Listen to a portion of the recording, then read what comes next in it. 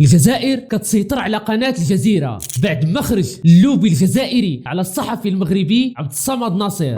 الصحفي تعرض لأكبر ظلم طرد تعسفي من القناة القطرية، وفي المقابل خديجة بن قنة وحفيظ الدراجي كيشرشموا في المغرب كل سيمانة وما كاينش اللي يهضر معاهم. إهانة مؤسسات الدولة ورموز المملكة المغربية من غير الإساءة لشرف العيالات المغربيات في تدوينات واسطوريات على مواقع التواصل الاجتماعي. ما عمر القناة عاقبات أو جرات على الصحفيين الجزائريين، فالجزيرة ما بقاتش عندها لا مصداقية ولا معقول. قناة كتخدم أجندات النظام القطري، كتفرغ السم، تشعل الفتنة في الوطن العربي. هاد الضربة اللي تعرض لها الصحفي المغربي كتدخل في سياسة قطر في شمال إفريقيا وقوة العلاقة الاستراتيجية مع الجزائر. من هنا نظام العسكر كيستغل قطر في تصفية حسابات سياسية مع المغرب. واش فلوس تبون كلاها الشيخ زعطوط. ما نساوش الاركاط.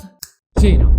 كل صحفي مغربي يجب أن يتصدى الآن وليس غدا. الآن هناك حملة شرسة على المغرب في مواقع التواصل الاجتماعي، هناك حملة شرسة على المغرب وحرب حقيقية. الجزيرة القطرية ما عقلاتش على الصحفي المغربي بعد سنين ومنين د الخدمة والدمير لصالح الخط التحريري للقناة. أشهر وأحسن صحفي طردو مدير القناة. السبب لاح واحد التغريدة في تويتر دافع فيها على شرف المرأة المغربية من الحقرة والاحتقار الإعلام الجزائري. بعد ما لصقات هاد الأبواق تزعت للدولة المغربية باللي كدير التجارة بالعيالات والبنات المغربيات، وكأي مغربي عبد الصمد ناصر غيدافع على شرف بنات بلادو واخا يكون خدام في لانازا ماشي غير الجزيرة. وزيدون هذه بيب في صفحة شخصية لا علاقة لها بالقناة القطرية وداخلة في الحرية الشخصية وحرية التعبير. صونا المدير الصحفي دخلوا البيرو وزرب عليه باش يمسح داك الشيء اللي كتب على الدولة الجزائرية او لا يشونجيه باش ما يتقلق النظام العسكري على الجزيرة. ايها معلم، والنظام المغربي واخا يتقلق هانية. الصحفي ما عقلش على المدير او تا كيفاش سوقكم نكتب تغريده ولا حتى جورنال. هذاك موقع التواصل الاجتماعي كندافع فيه على بلادي وعلى بنات بلادي. المدير طلع ليه الدم من رفض الصحفي المغربي يمسح داك الشيء اللي كتب. في البلا قرر فسخ الكونترا مع عبد الصمد ناصر،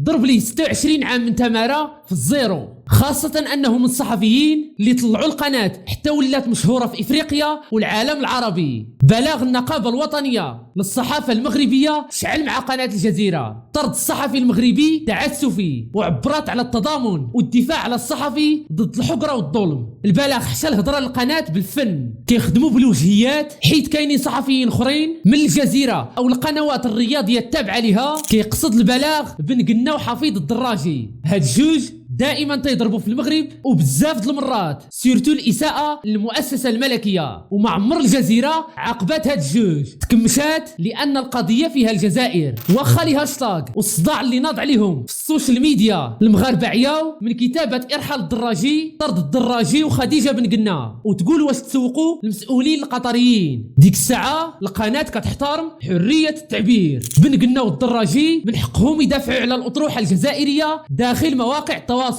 اما الصحفي المغربي لا، تغريده وحده قمطوه نيشان. ما بقاتش هذه قناه الجزيره، ولات سميتها قناه النهار او الشروق الجزائريه. وحسب نفس البلاغ شعارات الجزيره بحريه التعبير واستقلال الصحفيين خاويه. كذلك غتنوض النقابه قرباله واحتجاجات في مقر الجزيره بالرباط، غتصيفط مذكره احتجاج للقناه الفيدراليه الدوليه للصحفيين وحتى الاتحاد العام للصحفيين العرب. هذا راه الظلم بشلاغمو. السيد معروف من نهار دخل القناة في 1997 والمقربين منه كيعترفوا ليه بالاخلاق الاحترام وما يخرجش معاك اللعيب. وبالنسبة للمغاربة رجال ما سكتوش، كل شيء تضامن مع الصحفي المغربي وداروا حملة كلنا عبد الصمد ناصر. جميع المؤثرين في المشهد المغربي اعتبروه راجل قليل اللي غيسمح في خدمته على قبل الدفاع على الوطن وقضية الأمة المغربية قضية الصحراء. واقف المأجورين في القناة اللي كيدافعوا على العسكر والتخربيق ديالو في المنطقة. الخدمة كتمشي وكتجي، كيبقى الشرف وطرجليت. صحفي عنده ما يقول الكفاءة والتجربة. اي قناة في العالم كتحلم بصحفي بحال عبد الصمد ناصر، وكونوا على يقين انه غيسيني مع قناة عالمية احسن من ديك الحموضات الجزيرة. هاد القناة عبر التاريخ ديالها كتهاجم المغرب، الخط الصحفي ديالها مأجور من النظام القطري. قطر كتفرغ الايديولوجيا ديالها من خلال قناة الجزيرة، قناة رونات العالم العربي كامل في ثورات 2011، شعلت العوافي، دخلت المجتمع الفكر الاخواني. اما واحد الوقت كانت قانية على الصحراء، لما المغرب رونها مع قطر كل نهار برنامج على البوليزاريو الصحراء الاتجاه المعاكس، وبسبب القناة طاحوا أنظمة وناضت المظاهرات والقرطاس. راه من بين أسباب المشاكل بين قطر وجيرانها الخليجيين قناة الجزيرة. وإلا عقلتوا على شروط السعودية وعشرانها لرفع الحصار الخليجي على قطر، سد قناة الجزيرة باش تعرفوا قوة الإعلام القطري وتأثير القناة على الشعب. من جهة أخرى هاد الضربة جاية من النظام الجزائري، وصل التقارب بين الجزائر وقطر لأعلى المستويات، زيارات متبادلة بين الرئيس الجزائري والأمير تميم بن حمد، تفاهم بيناتهم على قضايا إقليمية ودولية ومنها قضية الصحراء. قطر الدولة الخليجية الوحيدة اللي مازال كتدريبلي في قضية الصحراء، ما عمرها صرحت علانية بالسيادة المغربية أو فتحات قنصلية في الأقاليم الجنوبية. الاستثمارات القطرية مغرقة الجزائر، 74% من مجموع الاستثمارات الأجنبية في الجارة هي استثمارات قطرية. مليارات الدولارات كتحط كمشاريع لتطوير المدن، سكة الترانات،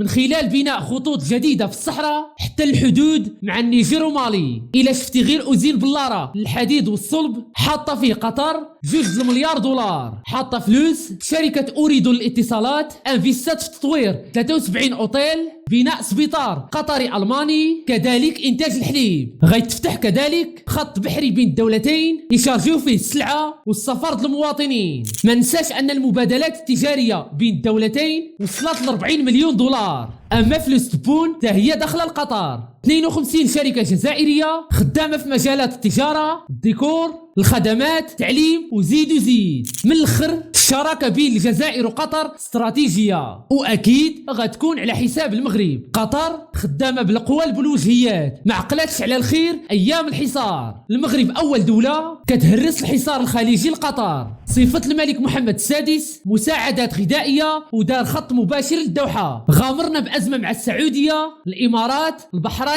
صدعنا مع هذه الدول كاملة، دول اللي كتعترف بمغربية الصحراء وكتدعم المملكة في الأمم المتحدة والمؤتمرات الدولية. دول مجلس التعاون الخليجي كتضخ سنويا استثمارات بملايير الدولارات في جميع القطاعات في البلاد، ومع ذلك قال لهم الملك محمد السادس الله ينصرو: حشومة انتم أشقاء ومنوضين صداع. تدخل بوساطات سرية وعلنية، الحل كيرضي قطر والآخرين، حتى أنه ما خلاش مع دول أخرى تدخل عسكري وإشعال الحرب في منطقة الخليج. ايوا وفي الاخر ما قرش فيهم هاد البليزير كامل. كرسالة أخيرة الخوت مقاطعة شعبية للجزيرة، كل شي صفت رسائل احتجاج للقناة، غرقوهم بالهاشتاغ حتى يهبطوا الراس. المغرب والمغاربة خط أحمر، كلنا عبد الصمد ناصر. الله.